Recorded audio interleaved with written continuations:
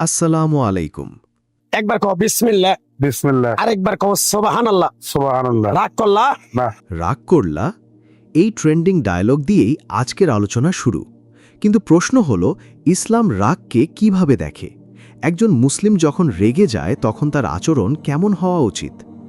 ইসলাম শেখায় রাগ হলো মানুষের একটি দুর্বল মুহূর্ত, আর সেই মুহূর্তে নিজেকে নিয়ন্ত্রণ করাই আসল শক্তি।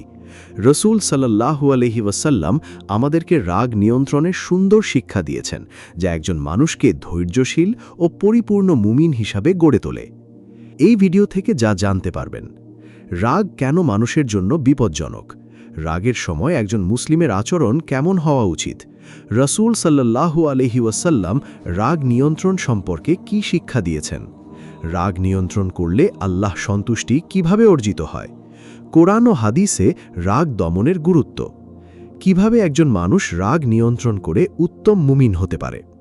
তাই ভিডিওটি না টেনে সম্পূর্ণ দেখুন এবং ভিডিওতে একটি লাইক দিয়ে 10 মিনিট মাদ্রাসাকে ইউটিউবে টিকে থাকতে সহায়তা করুন।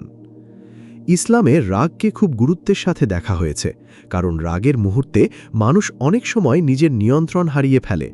হাদিসে এসছে, রাগ শয়তানের পক্ষ থেকে আসে, আর শয়তান আগুন দ্বারা সৃষ্টি। তাই রাগ মানুষের ভেতরে আগুনের মতো আচরণ তৈরি করে, যার কারণে মানুষ এমন কথা বা কাজ করে বসে যা পরে কষ্ট ও অনুশোচনার কারণ হয়। রাগ মানুষের বিচার বুদ্ধিকেও দুর্বল করে দেয়। অনেক সম্পর্ক ভেঙে যায় শুধু কয়েক মিনিটের রাগের কারণে। তাই ইসলাম রাগকে উস্কে দিতে নয়, বরং নিয়ন্ত্রণ করতে শেখায়। একজন প্রকৃত মুমিন সেই ব্যক্তি যে রাগের সময়ও নিজেকে সামলে রাখতে পারে, অন্যায় কথা ও কাজ থেকে দূরে থাকে এবং ধৈর্যের পরিচয় দেয়।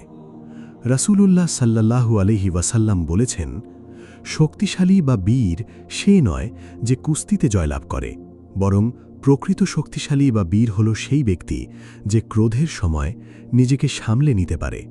বুখারী 6114। আব্দুল্লাহ ইবনে আমার রাদিয়াল্লাহু থেকে বর্ণিত, তিনি বলেন, আমি বললাম, হে আল্লাহর রাসূল, কোন জিনিস আমাকে আল্লাহর ক্রোধ থেকে রক্ষা করতে পারে? তিনি বললেন, তুমি রাগ করো না। সহিহ ইবনে হিব্বান ২৯৯৬। নবী করিম সাল্লাল্লাহু আলাইহি ওয়াসাল্লাম বলেছেন, যে ব্যক্তি তার রাগ প্রয়োগে ক্ষমতা থাকার সত্ত্বেও সংযত থাকে, কেয়ামতের দিন আল্লাহ তাকে সকল সৃষ্টিকুলের মধ্যে থেকে ডেকে নিবেন এবং তাকে হুরদের মধ্য থেকে তার পছন্দ মতো যে কোনো একজনকে বেছে নেয়ার স্বাধীনতা দিবেন। আবু দাউদ ৪৭৭৭। রাগ নিয়ন্ত্রণ আল্লাহর সন্তুষ্টির উপায়।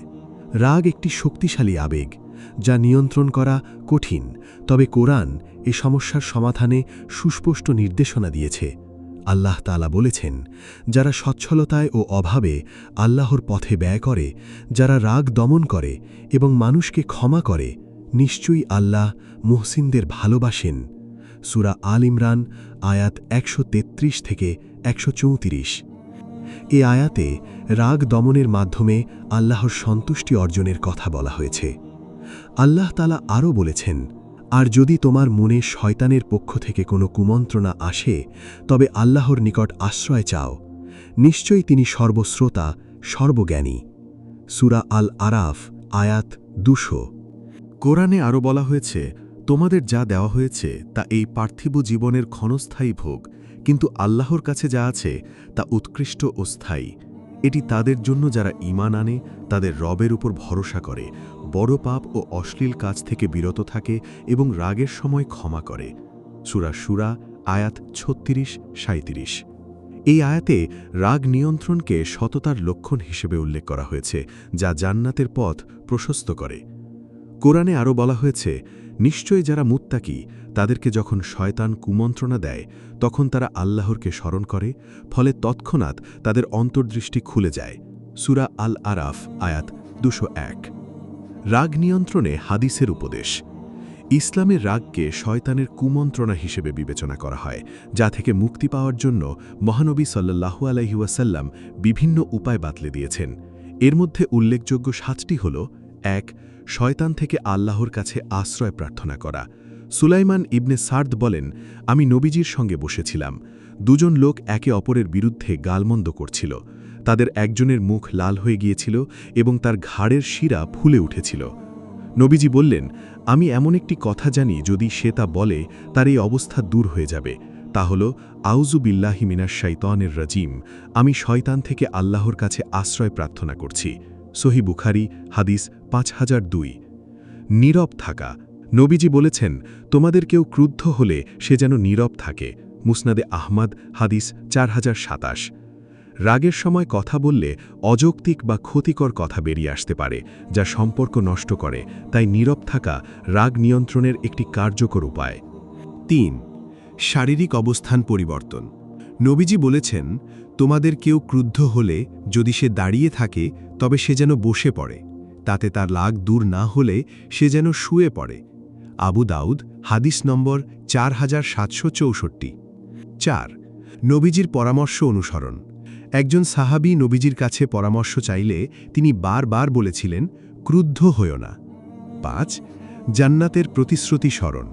নবীজি বলেছেন, যে ব্যক্তি যখন তার রাগ প্রকাশ করার ক্ষমতা থাকে তখন রাগের সময় নিজেকে নিয়ন্ত্রণ করে, আল্লাহ কিয়ামতের দিন তার হৃদয়কে সন্তুষ্টিতে ভরে দেবেন। তাবরানী হাদিস নম্বর 4553। ৬. নবীজির আদর্শ অনুসরণ। মহানবীর জীবনে রাগ নিয়ন্ত্রণের অসাধারণ উদাহরণ রয়েছে। একবার একজন বেদুইন তার গলায় রুক্ষভাবে ধরে তাকে কিছু দেবার দাবি করেন। নবীজি শান্তভাবে হেসে তাকে কিছু দিতে আদেশ করেন। ৭. দোয়া। দোয়া মুমিনের শক্তিশালী অস্ত্র। নবীজির একটি দোয়া ছিল, হে আল্লাহ, আমি তোমার কাছে প্রকাশ্যে ও গোপনে তোমার ভয় করার তৌফিক প্রার্থনা করি এবং সন্তুষ্টি ও রাগের সময় সত্য কথা বলার তৌফিক চাই। সহিহ আল জামি হাদিস নম্বর 3029। তবে রাগ যদি আল্লাহর অধিকার লঙ্ঘনের বিরুদ্ধে হয় তবে তা প্রশংসনীয়। নবীজি যখন দেখতেন যে কেউ আল্লাহর নির্দেশ অমান্য করছে তখন তিনি রাগ প্রকাশ করতেন, তবে তা ছিল নিয়ন্ত্রিত এবং আল্লাহর সন্তুষ্টির জন্য। রাগ মানুষের ভেতরের আগুন, আর সেই আগুনকে নিয়ন্ত্রণ করাই ঈমানের সৌন্দর্য। যে ব্যক্তি রাগের সময় নিজেকে সামলে রাখতে পারে, আল্লাহর কাছে সেই ব্যক্তিই প্রকৃত শক্তিশালী। তাই রাগ নয়, ধৈর্য ও ক্ষমাকেই জীবনের অংশ বানাই।